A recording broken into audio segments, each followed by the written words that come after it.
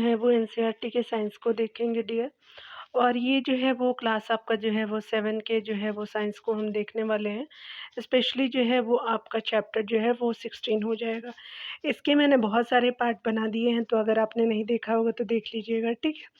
यहाँ चलिए स्टार्ट करते हैं हम लोग जल और एक बहुमूल्य संसाधन से रिलेटेड आपका जो है हम देखने वाले हैं, ठीक है। तो पहला आपका जल एक बहुमूल्य संसाधन है चैप्टर का नाम। अगर पहले प्रश्न की बात करें तो कहा जा रहा है कि विश्व आपका जल दिवस निम्नलिखित में से आपका कहाँ मनाया जाता है? तो 22 मार्च को मनाया जाता है, ठीक है। तो आपका जो है 1 का ए आंसर बिल्कुल सही हो जाएगा। चलिए डिटेल को कवर करते हैं और हम डिटेल चीज़ों को भी देखने का कोशिश करते हैं। प्रतिवर्ष जो है वो 22 मार्च का दिन जो है हर व्यक्ति का जो है वो जल संरक्षण के महत्व की ओर ध्यान आकर्षित करने के लिए विश्व आपका जल दिवस के रूप में मनाया जाता है।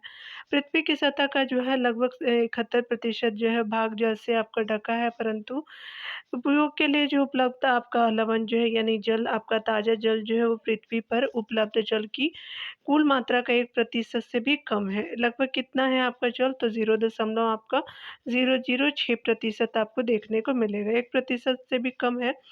इस विषय पे जागरूकता के लिए संयुक्त राष्ट्र जो है वो संघ द्वारा वर्ष 2003 को अंतर्राष्ट्रीय लवण जो है वो जल वर्ष मनाया गया।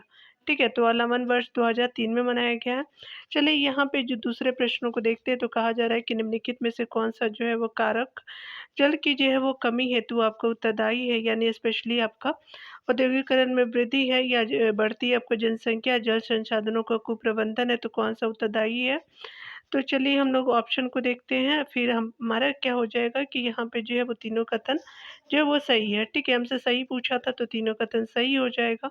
अगर हम बात करें आपका आंसर डी है, उद्योगों की जो है वो तेज़ी से आपका जो है वो अ, उद्योगों की तेज़ी से वृद्धि और बढ़ती जनसंख्या, सिंचाई की बढ़ती आवश्यकताएँ और कुप्रबंधन जो है वो आपका जल की कमी के कुछ कारण हैं, ठीक है। चलिए आगे देखते हैं। यहाँ पे बताया जा रहा है क्या कि अगर हम बात करें,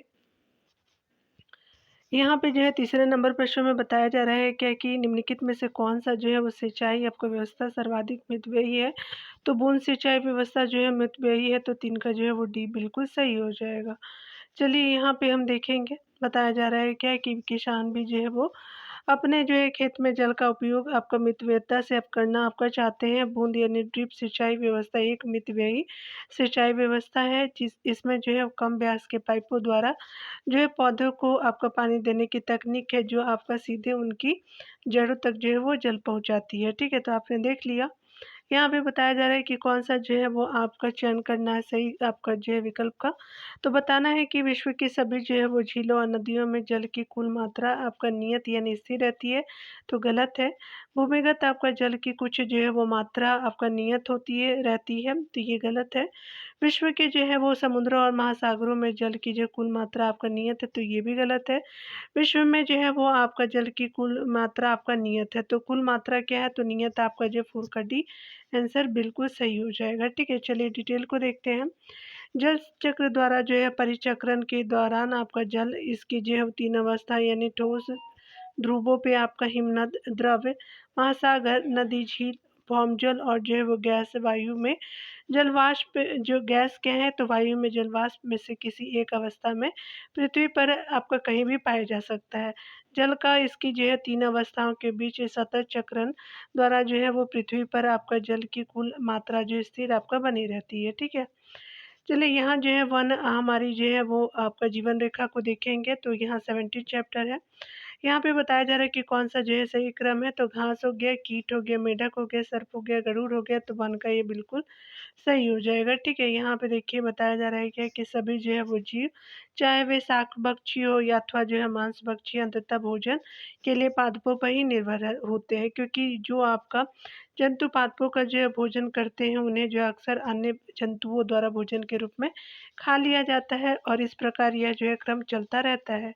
इस क्रम को ही जो है खाद्य श्रृंखला कहा जाता है और घास की जो है वो कीटों द्वारा खा लिया जाता है। ठीक है, जिन्हें मेढक खा जाते हैं, ठीक है, यानी कहने का मतलब कि कीट को कौन खाएगा? तो मेढक खाएँगे, मेढक को जो है वो सर्प खाएँगे और सर्प को कौन खाएगा? तो गरुड़ खाएँगे, ठीक है। तो ये आपने देख लिया डिटेल सेक्शन को। यहाँ पे चलिए हम लोग दूसरे प्रश्नों में देखते हैं, तो कहा जा रहा है कि अपघटक के संदर्भ में आपको सही उत्तर बताना है। तो यहाँ अपघटकों के संबंध में कौन सही है? ये मृत पादपों और जंतु ऊतकों को जो है ह्यूमस में आपका परिवर्तित कर देते हैं, तो बिल्कुल सही है। ये वन में उगने वाले पादपों के लिए जो है पोषक तत्व की आपूर्ति को बनाए रखने में सहायक होते हैं, तो 2 भी सही है, ठीक है? तो आपका जो है 2 का सी आंसर बिल्कुल सही हो जाएगा। चलिए डिटेल को हम देखेंगे, बताया जा रहा है क्या कि उपयुक्त दोनों कथन सही है।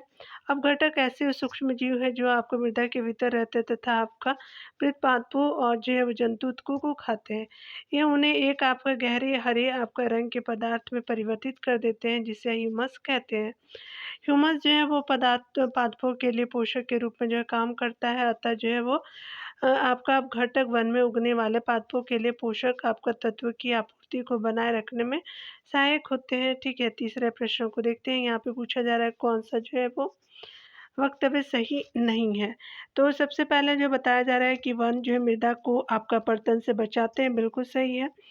वन में जो है वो आपका पादप और जंतु एक-दूसरे पे निर्भर नहीं होते, निर्भर तो होते हैं, तो ये आपका जो है वो सही नहीं है, ठीक है?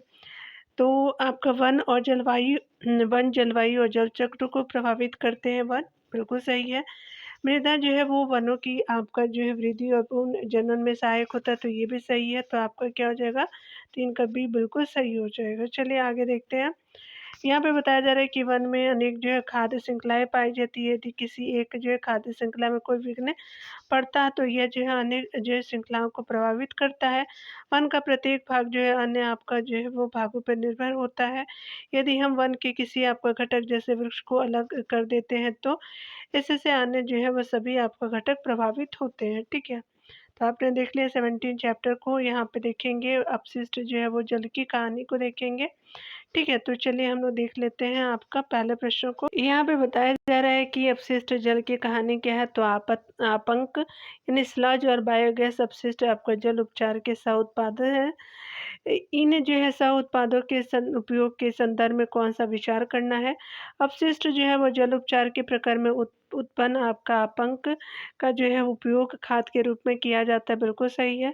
अपशिष्ट आपका जल उपचार के प्रक्रम में जो है वो उत्पन्न होने वाली जो बायोगैस यानी जैव आपका गैस का जो है उपयोग ईंधन के रूप में अथवा विद्युत आपका उत्पादन में के लिए जो है किया जा सकता है, ठीक है? तो दोनों कथन सही है। चलिए देखते हैं। यहाँ जो है बिल्कुल आपका जो है सी सही हो जाएगा, क्योंकि दोनों क्या है तो आपका सही हो जाएगा, ठीक है? तो यहाँ पे क्या ऑप्शन सी बिल्कुल सही हो जाएगा। चलिए बताया जा रहा है क्या? कि यहाँ पे बताया जा रहा है कि दोनों जो है वो आपका कथन सही है। अपशिष्ट आपका जल उपचार के दौरान उत्पन्न आपंक का जो है उपयोग खाद के रूप में किया जाता है, जिससे कार्बनिक पदार्थ और पोषक तत्व जो है वो पुनः आपको मृदा में वापस आपको चले जाते हैं। क्लोरीन और ओजोन जैसे रसायनों का जो है वो प्रयोग रोग को जो है वो रोगाणुरहित करने के लिए किया जाता है। इस प्रकार में उत्पन्न होने वाले बायोगैस का उपयोग जो है ईंधन के रूप में किया जाता है। साथ ही इसका जो है प्रयोग विद्युत उत्पादन के लिए भी आपका किया जा सकता है, ठीक है? चलिए यहाँ पे जो है वो 2 नंबर प्रश्न को देखते हैं कौन-सा जो है वो सही हो जाएगा। यहाँ पे बताया जा रहा है क्या कि अगर हम बात करें कृमि जो है प्रसंस्करण शौचालय के संदर्भ में कथनों पे विचार करना है और सही बताना है, ठीक है? इसमें जो है मानव मल को केंचुए द्वारा उपचारित किया जाता है, तो ये कृमि प्रसंस्करण शौचालय बिल्कुल सही है आपका पहला ऑप्शन। इसके उपयोग में जो है जल की बहुत जो है अधिक मात्रा की आवश्यकता होती है, तो गलत है। आगे बताया जा रहा है कि मानव आपका जो है मल पूर्णतः जो है वो कृमि यानी केकों में जो है परिवर्तित हो जाता है, जो मृदा के लिए जो है अति आपका जो है वो समृद्ध पोषक है। तो आपका 1 भी सही है और 3 भी सही है, 2 जो है वो सही नहीं है। तो यहाँ पे देखते हैं 1 और 3 किसमें है, तो बी में आपका सही पूछा गया था, तो आपका बी जो है वो सही हो जाएगा, ठीक है? चलिए यहाँ पे हम देखेंगे। यहाँ पे बताया जा रहा है कि कथन 1 जो है वो सही है। भारत में कृमि प्रसंस्करण शौचालय की रूपरेखा का परीक्षण किया गया है। जिसमें आपका मानव आपका मल को केंचुओं द्वारा उपचारित किया जाता है। यह तकनीक मानव मल के जो है सुरक्षित आपका प्रसंस्करण के लिए आदर्श सिद्ध हो सकती है, क्योंकि इसके जो उपयोग में आपका जो है वो जल की बहुत कम मात्रा की आवश्यकता होती है, यानी 2 गलत है। आगे बताया जा रहा है कि कथन 2 भी जो है वो सही है, क्योंकि इस जो है शौचालय का संचालन बहुत आपका जो है वो सरल और जो है स्वच्छता आपका पूर्ण है। इसमें मानव मल जो है पूर्णतः आपका कृमि केकों में जो है परिवर्तित हो जाता है, जो आपका मृदा के लिए बहुत जो है समृद्ध पोषक का जो है वो कार्य करते हैं। ठीक है, तो आपने देख लिया। चलिए यहाँ पे जो है वो 8 क्लास के साइंस को हम देखेंगे और यहाँ जो है वो पहले चैप्टर को हम कवर करेंगे। ठीक है, चलिए स्टार्ट करते हैं। इस चैप्टर का नाम जो है वो देख सकते हैं कि फसल उत्पादन और प्रबंधन है। तो यहाँ पे अगर बात करें हम लोग प्रश्नों की, अगर पहले प्रश्न में बात करें तो बताया जा रहा है कि भारत में जो है फसलों के ऋतु के आधार पर सामान्यतः 2 भागों में बाँटा जाता है, रबी और खरीफ फसल। इन जो है फसलों के संदर्भ में विचार कीजिए। खरीफ की फसलें जो है वो ग्रीष्म ऋतु में आपका जो है वो बोई जाती है, गलत है। रबी की फसलें शीत ऋतु में जो है वो आपका उगाई जाती है, बिल्कुल सही है। दूसरा आपका सही पूछा था तो यहाँ पे 1 का क्या हो जाएगा, बी बिल्कुल सही हो जाएगा। यहाँ पे बताया जा रहा है कि कथन ये गलत है क्योंकि खरीफ की जो है वो फसलें यानी वर्षा ऋतु यानी जून से सितंबर में आपका बोई जाती है। कब? तो वर्षा ऋतु में, ग्रीष्म ऋतु में नहीं, ना कि ग्रीष्म ऋतु में। ठीक है, धान, मक्का, सोयाबीन, मूंगफली, कपास इत्यादि जो है वो खरीफ फसलें हैं। रबी की फसलें जो है वो स्पेशली बात करें तो शीत ऋतु में उगाई जाती हैं। और आपका जो है बताया जा रहा है कि गेहूँ, आपका चना, उसके अलावा मटर, आपका जो है सरसों तथा अलसी रबी की जो है फसल के उदाहरण है।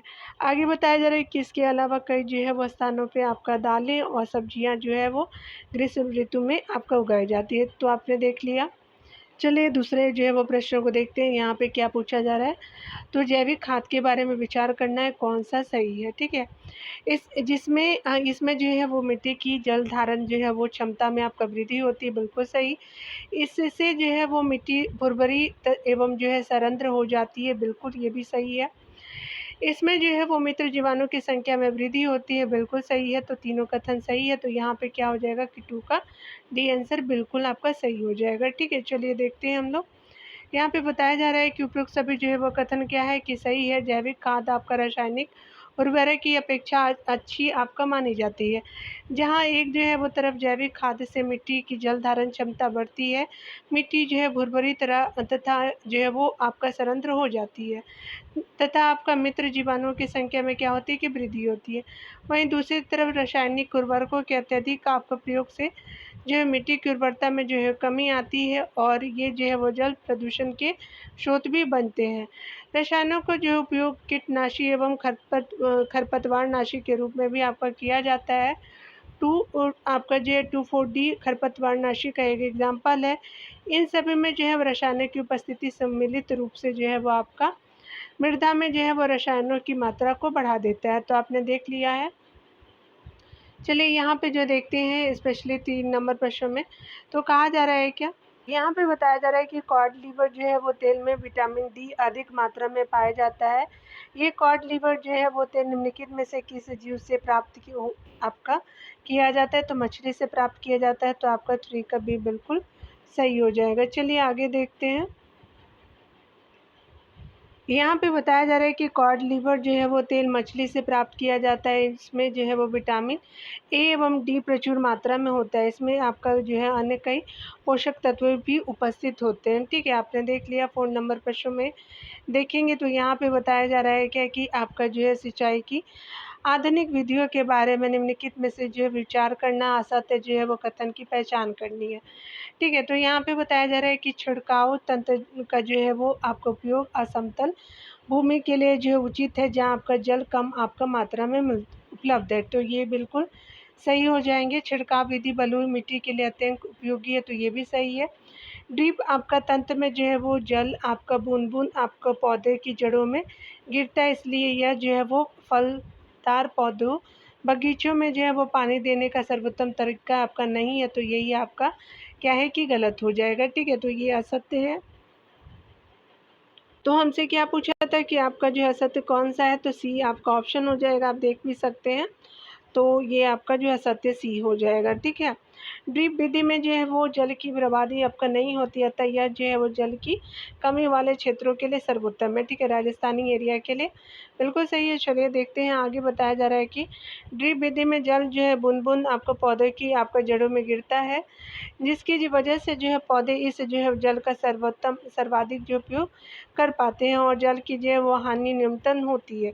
इसलिए यह जो है फलदार पौधे और बगीचों में पानी देने का सर्वोत्तम तरीका है। ठीक है, 5 नंबर प्रश्न में देखते हैं, चलिए बताना है आपका कौन सा कथन सही नहीं है। तो यहाँ पे खरपतवार से सुरक्षा के संदर्भ में विचार करना है। खरपतवार से हटाने का सर्वोत्तम समय उसके जो पुष्पन एवं जो है बीज बनने से पहले का होता है, तो ये बिल्कुल सही है।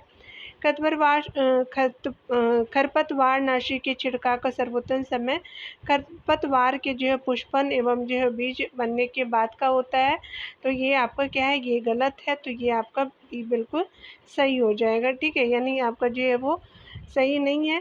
खरपतवार को जो है वो आपका हटाने का सर्वोत्तम जो है वो समय उसके जो है उनके पुष्पन एवं जो है बीज बनने के पहले होता है, जिसकी जो है वजह से बीज के जो है कारण आपका खरपतवार जो है वो पुनः उग नहीं पाते। अगर बीज बनने के बाद जो है खरपतवार को नष्ट किया जाएगा तो कुछ जो है वो बीज मिट्टी में आपका मिलकर पुनः आपका वृद्धि कर सकते हैं। ठीक है, तो आपने देख लिया। यहाँ पे सूक्ष्म जीव जो है वो मित्र और शत्रु को देखेंगे। ठीक है, चलिए देखते हैं। यहाँ पे पूछा जा रहा है क्या कि चैप्टर 2 नंबर में बताना है कि सूक्ष्म जीव और जो है वो आपका उनमें से होने वाले विभिन्न रोगों के संदर्भ में विचार करना है। तो चिकन पॉक्स हेपेटाइटिस ए जो है वो विषाणु यानी वायरस द्वारा होता है, बिल्कुल सही है। टाइफाइड और खसरा जीवाणु द्वारा आपका होने वाला रोग है, गलत है। अतिसार एवं मलेरिया जो प्रोटोजुआ द्वारा होता है, बिल्कुल सही है। तो यहाँ 1 और 3 क्या है, तो आपका सही हो जाएगा। ठीक है, चलिए देखिए। यहाँ पे बताया जा रहा है कि एक्यूप्रूफ जो है वो कौन सा सही है, तो स्पेशली 1 और 3 जो है वो सही है। यहाँ पे बताया जा रहा है कि 1 और 3 जो है वो आपका सही, परंतु 2 गलत है, क्योंकि खसरा जीवाणु द्वारा नहीं बल्कि आपका जो विषाणु द्वारा होने वाला रोग है, जुकाम, इन्फ्लुएंजा एवं जो है अधिकतर खांसी विषाणु द्वारा होते हैं। जानवरों में गाय की आपका जो है खुर एवं जो मुंह के रोग भी विषाणु की वजह से होता है। ठीक है, सूक्ष्म जीव जो है वो उनमें से होने वाले रोगों और जो रोगों के संचरण के तरीका का विवरण दिया हुआ है कि रोग और जो है वो सूक्ष्म जीव कौन कौन से संबंधित है। तो चलिए स्टार्ट करते हैं, इसको देख लेते हैं। तो खसरा जो है वो विषाणु की वजह से होता है, चिकन पॉक्स जो होता है विषाणु की वजह से, पोलियो जो है विषाणु की वजह से होता है, और हेपेटाइटिस ए जो है वो विषाणु की वजह से होता है। क्षय रोग क्या होता है, तो जीवाणु की वजह से होता है। हैजा भी जो है वो जीवाणु की वजह से होने वाला रोग है। टाइफाइड भी जो है वो जीवाणु की वजह से होते हैं। मलेरिया जो है प्रोटोजुआ की वजह से। अतिसार भी जो है वो प्रोटोजुआ की वजह से होता है। ठीक है, यहाँ पे बताया जा रहा है कि संचरण का तरीका क्या हो सकता है, तो वायु से भी फैलता है, वायु या सीधे संपर्क से भी हो जाता है, जल और वायु से भी होता है। ठीक है, जल से भी हो सकता है। और यहाँ देखिए, यहाँ पे ऐसे समझ सकते हैं कि ये खसरा जो है वो वायु से, ठीक है, चिकन पॉक्स वायु और सीधे संपर्क से भी हो सकता है। पोलियो जो है वो जल और वायु जो है वो आपका दोनों से हो सकता है। हेपेटाइटिस विषाणु से होता है, जल से भी हो सकता है। ठीक है, और वायु जो है वो क्या होता है कि आपका क्षय रोग से भी हो सकता है, हवा में जीवाणु फैलने की वजह से। और हैजा जो जीवाणु जल भोजन से भी मिल सकता है। टाइफाइड जो जीवाणु और जो है वो जल से भी आप संचरण माध्यम बन सकता है। मलेरिया जो है वो क्या होता है, प्रोटोजुआ मच्छर वाहक होते हैं इसके। और अतिसार जो है वो जल से फैलता है। ठीक है, तो आपने देख लिया है। चलिए यहाँ पे जो है वो देखेंगे क्या क्या जो है सुमिलित है, तो यहाँ पे जो है सुमिलित पूछा गया है। तो चलिए यहाँ पे देख लेते हैं। बताया जा रहा है क्या कि अगर बात करें हम लोग शैवाल, तो ये स्पेशली ये स्पाइरोगैरा के अंतर्गत आता है, बिल्कुल सही है। प्रोटोजुआ जो है क्लाइमाइडोमोनास की वजह से होता है, तो ये गलत हो जाएगा। आपका जो है वो प्रोटोजुआ जो है वो कवक जो है राइजोपस आपका यानी ब्रेड मोल्ड से होता है, तो ये आपका 1 और 3 जो है वो बिल्कुल सही हो जाएंगे, तो बी आपका 2 का सही हो जाएगा। ठीक है, यहाँ पे बताया जा रहा है कि उपयुक्त जो है वो सूक्ष्म जीवों में आपका स्पाइरोगैरा और जो है क्ले माइडोमोनास जो है शैवाल का जो है वो आपका उदाहरण है। प्रोटोजोआ के जो है वो सामान्य आपका उदाहरण अमीबा और पैरामीशियम है।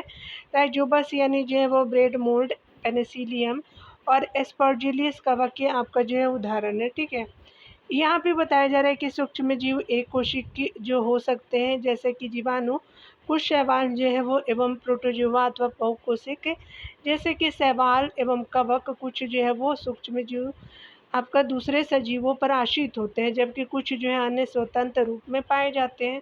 अमीबा जैसा आपका सूक्ष्म जीव अकेले रह सकता है, जबकि कवक और जीवाणु समूह में रहते हैं। ठीक है, तो आपने देख लिया। यहाँ पे बताया जा रहा है क्या कि अगर बात करें हम लोग जो है वो दूध से दही जो है वो बनने की प्रक्रिया में किस जो है वो सूक्ष्म जीव की आवश्यकता होती है, तो जीवाणु की आवश्यकता होती है, तो ए हो जाएगा 3 का। चलिए देख लेते हैं। यहाँ पे जो है वो डिटेल सेक्शन को देखते हैं, तो ए बिल्कुल सही हो जाएगा। दूध में आपका दूध से दही बनने की प्रक्रिया में जीवाणु की आवश्यकता होती है। दही में अनेक जो है सूक्ष्मजीव पाए जाते हैं, जिनमें आपका जो है लैक्टोबैसिलस नामक जीवाणु प्रमुख है, जो आपका दूध में आपका जनन कर उसे दही में परिवर्तित कर देते हैं। जीवाणु आपका पनीर यानी चीज़, अचार और अनेक जो है वो खाद्य पदार्थों के निर्माण में सहायक होते हैं। ठीक है, चलिए यहाँ देखते हैं। बताया जा रहा है कि खाद्य पदार्थों में मिलाए जाने के बाद जो है अपने श्वसन प्रक्रिया में खमीर यानी ईस्ट निम्नलिखित में से क्या उत्पादित कर सकते हैं, तो ये कार्बन डाइऑक्साइड उत्पादित कर सकते हैं, तो बी आपका ऑप्शन सही हो जाएगा। चलिए डिटेल को देखते हैं। खाद्य पदार्थों में मिलाए जाने के बाद जो है खमीर यानी ईस्ट आपका तीव्र गति से जनन करते हैं तथा अपने श्वसन प्रक्रिया में जो है कार्बन डाइऑक्साइड उत्पादित करते हैं। गैस के बुलबुले खमीर वाले जो है वो आपका खाद्य पदार्थों का आयतन बढ़ा देते हैं। यही जो है वो बेकिंग आपका उद्योग में खमीर के जो है खमीर के उपयोग का जो है आधार है, जिसमें आपका ब्रेड, पेस्ट्री एवं जो है केक बनाए जाते हैं। ठीक है, चलिए यहाँ पे जो है वो आपका जो है वो आविष्कार और आविष्कारक को देखेंगे। ठीक है, तो आप देख सकते हैं।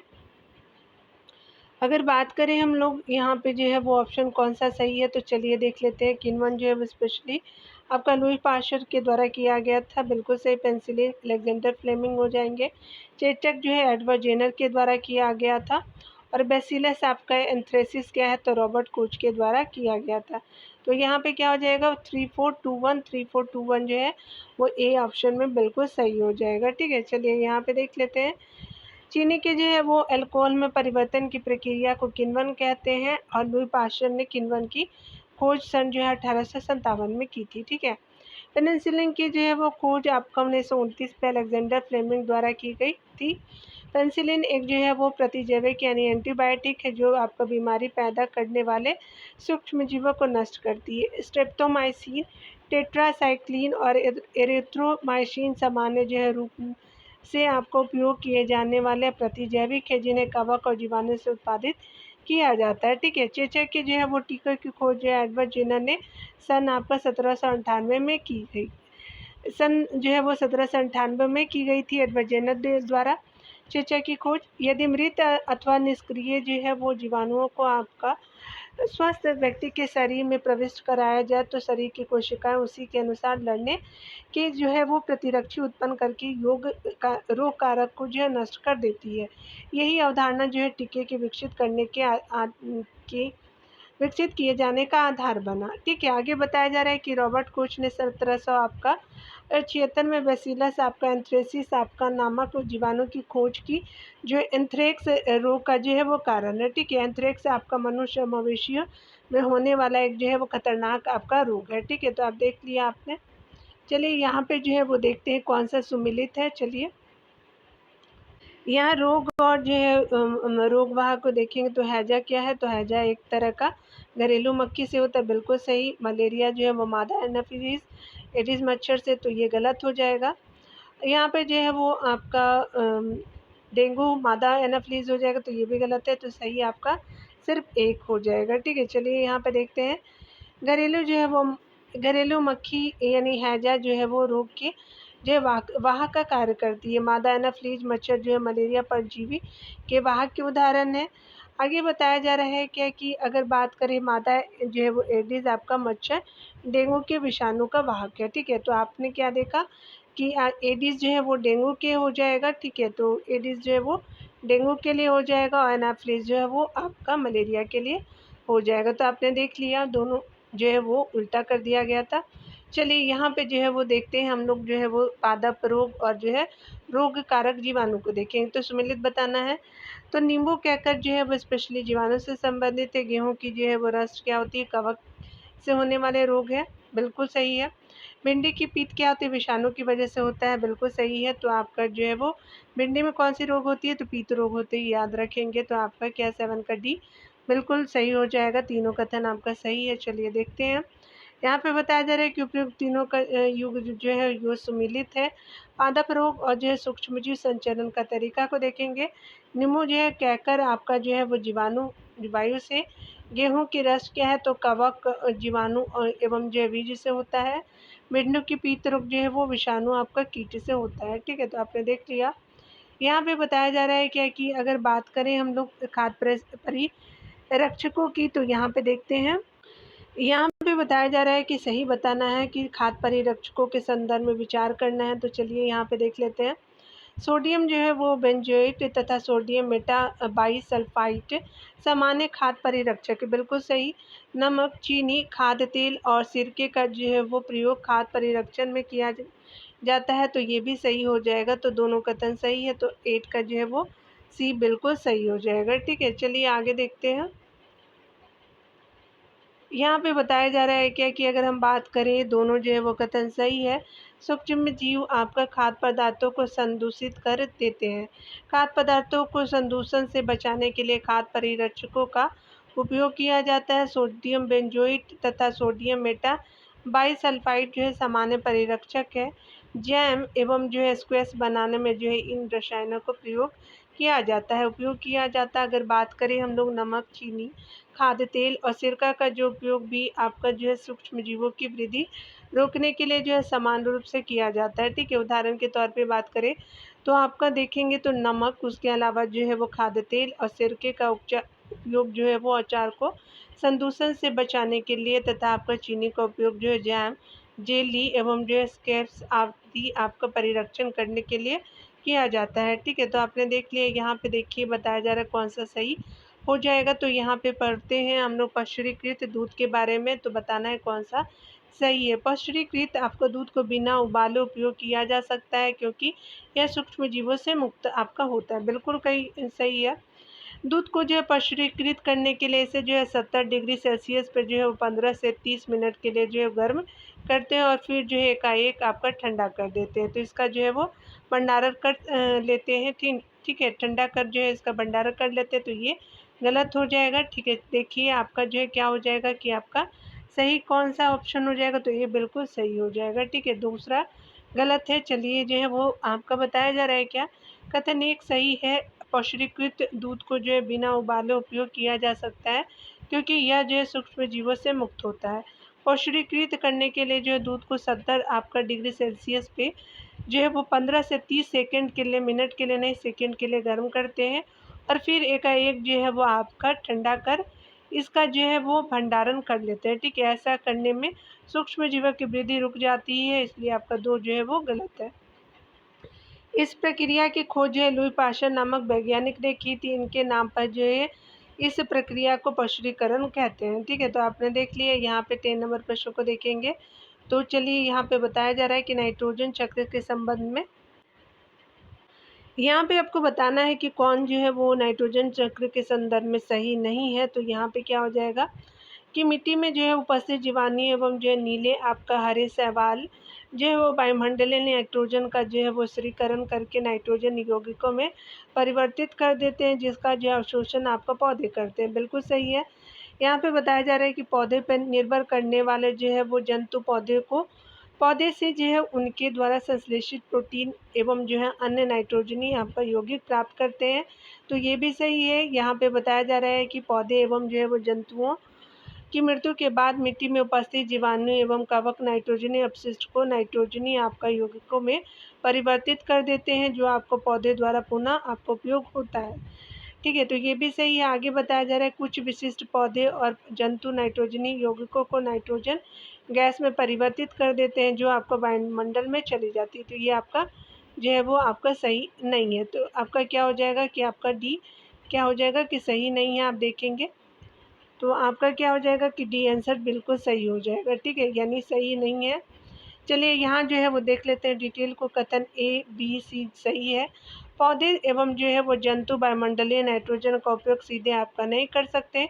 मिट्टी में उपस्थित आपका जीवाणु जैसे राइजोबियम, नीले हरे शैवाल तथा कभी जो है वो कभी तड़ित विद्युत द्वारा जो है वो वायुमंडल की नाइट्रोजन का स्थिरीकरण करके जो है नाइट्रोजनी यौगिकों में परिवर्तित कर दिया जाता है। ठीक है, पौधे इन जो है वो यौगिकों का अवशोषण करके प्रोटीन एवं जो है अन्य यौगिकों का संश्लेषण करते हैं, जिसका उपयोग आपका पौधे पर निर्भर जंतुओं द्वारा आपका किया जाता है।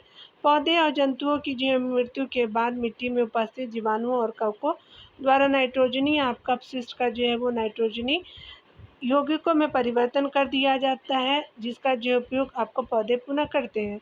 नाइट्रोजन चक्र के अंतिम आपका चरण में कुछ विशिष्ट आपका जीवाणुओं द्वारा नाइट्रोजनी यौगिकों को नाइट्रोजन गैस में परिवर्तित कर दिया जाता है। परिणामतः जो है वो वायुमंडल में नाइट्रोजन की मात्रा लगभग स्थिर आपका जो है रहती है, इसलिए आपका कथन जो है डी गलत है। यहाँ पे बताया जा रहा है क्या कि नाइट्रोजन सभी सजीवों का आवश्यक संघटक है, जो प्रोटीन, पर्णहरित यानी क्लोरोफिल और न्यूक्लिक एसिड एवं जो विटामिन में उपस्थित होता है। ठीक है, तो आपने देख लिया। यहाँ पे चलिए हम लोग देखेंगे संश्लेषित रेशे और प्लास्टिक को। यहाँ जो है वो चैप्टर आपका 3 है, संश्लेषित आपका रेशे और प्लास्टिक को देखते हैं। यहाँ पे बताना है कि उपयुक्त में से कौन सा जो है प्राकृतिक बहुलक का उदाहरण है। कपास, पेट और प्लास्टिक में बताना तो सिर्फ आपका कपास जो है वो प्राकृतिक बहुलक है, तो आपका सिर्फ एक जो है वो सही हो जाएगा। तो यहाँ पे 1 जो है वो बिल्कुल सही हो जाएगा। देखिए आपका डिटेल को पढ़ते हैं।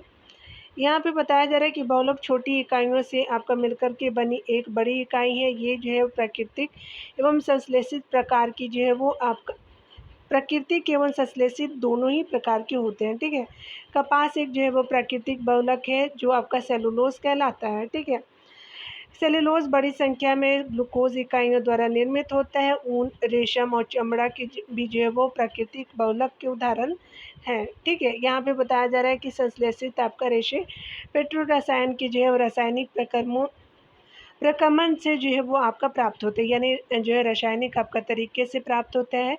पेट एक संश्लेषित आपका जो है वो बहुलक है, जो पॉलिएस्टर का सुपरिचित आपका उदाहरण है। इसका जो है वो उपयोग बोतल, बर्तन, फिल्म, तार और जो है वो आपका अन्य उपयोगी जो है वो आपका उत्पादों के आपका जो निर्माण हेतु किया जाता है। ठीक है, यहाँ पे बताया जा रहा है कि संश्लेषित आपका जो रेशे की तरह प्लास्टिक भी एक बहुलक है। पॉलीथीन यानी पॉली जोड़ आपका जो है वेथिलीन जो है वो प्लास्टिक का उदाहरण होता है। ठीक है, यानी ये जो है वो संधि विच्छेद करेंगे तो ठीक है। प्लास्टिक जो है वो अपशिष्ट होने में जो है कई वर्ष आपका ले लेता है, और इसलिए ये जो है पर्यावरण हितैषी आपका नहीं होता, यानी इन्वायरमेंट के लिए ये फ्रेंडली नहीं है। चलिए यहाँ पे जो है वो देखेंगे आपका क्या पूछा जा रहा है कि आपका जो है वो कूट को मिलान करना है, तो यहाँ जो है वो स्पेशली मैं थोड़ा दूर रखती हूँ ताकि आपको जो क्लियर विजिबल हो पाए। ठीक है, चलिए यहाँ पे रेयॉन को देखेंगे। तो रेयॉन जो है वो बात करें हम लोग क्या होता है, तो रेयॉन जो है एक तरह का कृत्रिम आपका रेशम कहलाता है, तो बिल्कुल सही है, 2 आपका हो जाएगा। नायलॉन क्या है, तो इसका जो है वो निर्माण कोयले, जल और वायु से किया जाता है, तो 1 सही हो जाएगा। टेरिलॉन क्या है, तो एक जो है यह एक पॉलिस्टर है, 3 हो जाएगा। और एक्रिलिक क्या है, तो स्पेशली इसका जो है उपयोग ऊन, स्वेटर एवं शॉल बनाने में किया जाता है, तो 4 हो जाएगा। 2, 1, 3, 4 किस में है, तो आपका 2, 1, 3, 4 जो है वो पहले में ही आपका दिख रहा है, तो आपका जो है ए आंसर सही हो जाएगा। चलिए डिटेल देखते हैं। रेयॉन, नायलॉन, टेरिलीन तथा एक्रेलिक सभी जो है संश्लेषित रेशे हैं। रेयॉन कृत्रिम आपका रेशम कहलाता है। इसे कास्ट लुगदी के रासायनिक उपचार से प्राप्त किया जाता है। यह रेशम से सस्ता होता है। नायलॉन का जो है वो निर्माण कोयले, जल और वायु से आपका किया जाता है। यह जो है प्रथम पूर्ण रूप से संश्लेषित आपका रेशा है, यानी नायलॉन। प्रबलता के जो है मामले में एक आपका नायलॉन का तार इस्पात के जो है वो तार से अधिक प्रबल होता है। ठीक है, चलिए यहाँ देखिए। टेरिलॉन एक जो है वो आपका लोकप्रिय पॉलिस्टर है। पॉलिस्टर रेशे से आपका निर्मित कपड़ों का पर जो है आसानी से सिलवटें नहीं पड़ती। ठीक है, एक्रिलिक का जो उपयोग आपका ऊन, स्वेटर, शॉल, कंबल बनाने में किया जाता है। इनसे आपका बनी वस्तु जो है कीमत में सस्ती होती है तथा इनका जो है रख रखाव आसान होता है। ठीक है, यहाँ पे बताया जा रहा है क्या कि अगर बात करें आग बुझाने वाला कर्मचारियों के परिधानों पर जो एक आपका परत चढ़ी होती है, जो इसे आपका अग्निरोधक कहलाती है। यह परत निम्नलिखित में से किसकी होती है, तो मेलामाइन की होती है। 3 का ए बिल्कुल सही हो जाएगा। ठीक है, यहाँ पे बताया जा रहा है कि आग बुझाने वाले कर्मचारी के परिधानों पर जो है मेलामाइन नामक प्लास्टिक की परत चढ़ी होती है। मेलामाइन आग प्रतिरोधक है तथा अन्य प्लास्टिक की जो है वो अपेक्षा ऊष्मा को सहने की क्षमता जो है वो रखता है। ठीक है, बैकेलाइट ऊष्मा और विद्युत का कुचालक है। यह जो बिजली के स्विच, विभिन्न आपका बर्तनों के हत्थे आदि बनाने में काम आता है। ठीक है, आगे बताया जा रहा है कि पॉलिएस्टर जो है पॉली जोड़ आपका एस्टर से बना है। एस्टर की इकाइयों की जो पुनरावृत्ति से बना है। एस्टर वे रसायन है जो फलों को उनकी जो है गंध प्रदान करते हैं, ठीक है। टेफ्लॉन एक विशिष्ट आपका प्लास्टिक है जिस पर तेल और जल आपका नहीं चिपकते हैं। यह भोजन पकाने के पात्रों पर आपका न चिपकने वाले परत लगाने के लिए जो है वो काम आता है, ठीक है। तो आपने देख लिया। 4th चैप्टर को जो है अगली वीडियो में कवर करेंगे डियर, ठीक है। 30 मिनट का वीडियो आपका बन गया है। मिलते हैं अगली वीडियो में डियर। खुद का ख्याल रखिए, पढ़ते रहिए। Take care dear.